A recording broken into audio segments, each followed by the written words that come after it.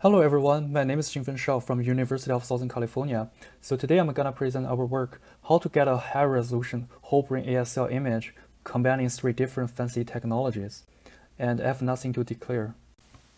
So according to ASL white paper published in 2015, the pseudo-continuous labeling, background suppression, and segmented 3D readout together are recommended for ASL studies. And recently, it has been proven that ASL is robust and ready for clinical use in 3 Tesla. So here's an example whole brain CBF map and 3 Tesla from our center. So typically, you can get a 3 to 4 millimeter in-plane resolution or 4 to 8 through-plane resolution within 5 minutes. And another advantage is you can get a quantified CBF map. But there is one major limitation of ASL is a low SNR because ASL signal inherently is only smaller than 1% of your raw image intensity, and there is also T1 decay during the post-labeling delay. So doing ASL and ultra-high field has several benefits. First, SNR increases superlinearly with the field strength. According to this equation, you can see there about threefold SNR increase from 3 Tesla to 7 Tesla. And also for ASL, because your T1 of blood is longer and 7 Tesla, so you can have the slower signal decay during the post-labeling delay. So that gives you another 30% SNR increase from 3 Tesla to 7 Tesla. So here's a simulated signal curve as a function of the field strength. As you can see, there's a significant increase of the Picasso signal when you move from 3T to 7T. And here's the perfusion images acquired from our group. So you can see in 7 Tesla, you can not only get a higher spatial resolution, but you can get a higher signal-to-noise ratio. But there are also challenges in 7T, for example, the B1, B0 field inhomogeneity. The typical solution is to use the dielectric path to extend the FOV seen by the scanners, or more advanced using the parallel transmission coils, the PTX coils. So here are the B1 map acquired. On the left side is using PTX, on the right side is using the dielectric path but single channel transmission. So on the right hand, you can see the coefficient of variation of the B1 field is about 40%. But on the left hand, you can see when you turn on PTX, you get a significant improvement of your field homogeneity. So here on the right side, you can see like two MP ridge images. On the left side with PTX, on the right hand with single transmission with dielectric paths.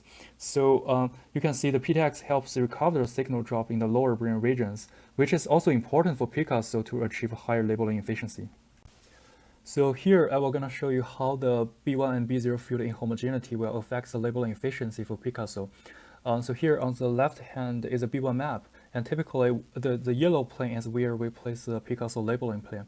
So as you can see, even with PTX turned on, the B1 transmission is only about 50%. So on the right hand, we simulated the label and control signal. The virtual labeling plane is in the middle, t equals to 0. So as you can see with typical parameter we use in 3 Tesla, but B1 or flip angle is only half. So your labeling efficiency is only 67%. So, and the perfusion signal is also affected by the B0 inhomogeneity. So here you can see the perfusion image without B0 shimming. When I turn on the B0 shimming, you can see there's a slightly 5% perfusion signal increase with advanced B0 shimming before the scan. So another challenge for 7T is the arterial blood T2 or T2 star is much shorter than 3 Tesla. So the solution for this in this project is we're using a 12-fold acceleration to trying to have the echo time as short as possible to minimize the spatial blurring, especially along the Z direction.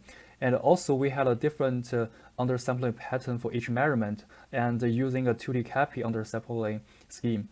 So here I'm showing you the undersampling pattern for the first measurement. You can see the acceleration factor is 3 for Y direction and 4 for Z direction. And for the next measurement, we just shift the undersampling pattern. So in this way, each measurement has a different overlapping aliasing pattern. And we also have an increase in coherence between the measurements. So here's an example showing the 2D copy undersampling pattern for all 12 different repetitions. So as I mentioned earlier, we have a time-dependent undersampling pattern, and in this way we can increase incoherence between the different measurements. So typically people use spatial regularized reconstruction to improve the image quality or increase SNR, but here we can use both spatial and temporal regularized reconstruction for ASL images. And here's the equation we use to calculate the control and label image simultaneously. The first term is the data fidelity term. We're trying to match the acquired label and the control image separately. And the second term is the TGV, the total generalized variation regularization term. So TGV is the second order of the total variation, which minimizes the blotchy artifacts. And we do this not targeting denoising the label or control image, but we also have a term of the perfusion images. So our MRI experiments will conduct on a 70 Siemens Terra scanner and using the 8-channel PDX coil. So here's our imaging parameter. Our voxel size is about 2 mm isotropic, and we had 40 slices to achieve whole brain coverage. And the star was monitored under the first level of the Siemens scanner. So here's an experiment setup for our 70 scan. So the blue box is the image volume. You can see it almost covers the whole brain. And the yellow line is the labeling plane. The B0 and the labeling plane is not bad, but the average B0 transmission is only about 50%. For comparison, we had a standard segmented readout to get a reasonable echo trend length to avoid the really bad blurring along Z direction. We have to use 12 segments. So TR is about 6 seconds for each scan. For one M0 and one pair of label control images, the total scan time is about 3 minutes and a half. For our proposed 2D CAPI accelerated readout, we can achieve single shot with 3- and 4-fold acceleration along Y and Z directions. So that's a 12-fold acceleration in total. For the same TR, about 6 seconds, we can get 2 M0 and 24 pairs of label control images in 5 minutes. So here are the axial, sagittal, and coronal view of the CBF maps. From on the left hand is a standard segmented readout. On the right hand is the proposed 2D CAPI acceleration plus TGV reconstruction. To achieve higher spatial resolution with segmented readout, the acquisition window is super long. It's longer than 1 minute, so which makes the ASL signal super sensitive to motion or other physiological fluctuations, as you can see those artifacts indicated by the blue arrows. So with 2D CAPI plus TGV, we utilize a high temporal incoherence and joint reconstruction of the highly accelerated data. So we can achieve a high spatial resolution. At the same time, we preserve the sufficient SNR. And in this way, we can also minimize the blurring along the Z direction. So here are the 40 slices of CBF maps acquired with the proposed technique. With 2D CAPI acceleration and TGV reconstruction. So with the proposed technique, we can get a whole brain CBF map with 2 mm isotropic resolution in 5 minutes and 7 Tesla.